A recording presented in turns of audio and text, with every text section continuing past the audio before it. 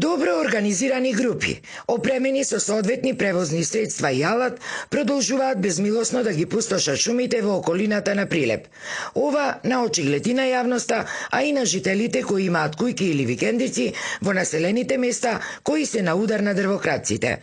Според нивните сведочења, дрвократците не ја соголуваат само државната шума, туку и приватните забели.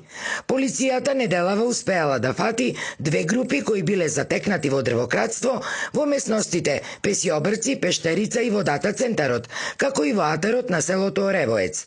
Од СВР Битола информираат дека се работи за две групи од по тројца прилепски дрвократци и еден 16 годишник од Битола кој делувал сам.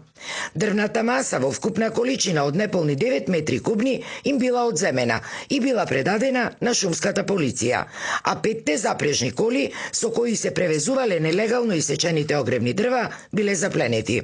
Од полицијата велат дека против лицата по документирање на настанот ќе била поднесена соодветна пријава. И толку.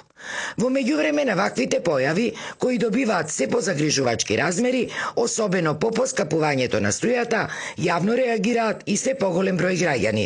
Велат не се задоволни од пасивноста и толеранцијата на полицијата, а зашто Алфа информираше уште пред еден месец со пустошот што се прави во Дабничко. Вчера видов дека цела земја уништи.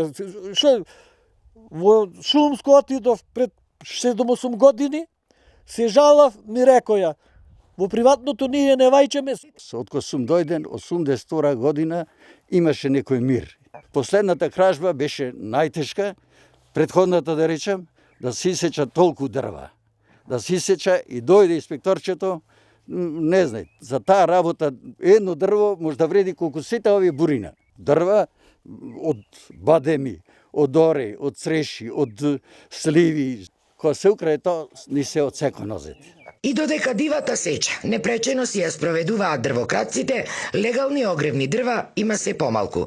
Зашто минатата недела реагираа и битолските пензионери кои не успеа да се обезбедат со дрва за идната грејна сезона. Шумската полиција пак со години укажува дека има сериозни проблеми со недостигот и од човечки и од техничко-материјални ресурси, за да може успешно да се справува со дрвократците, чиј број пак станува се поголем и чие однесување е се поагресивно во пресметката со шумските полицајци и кои неретко завршуваат дури и со сериозни повреди.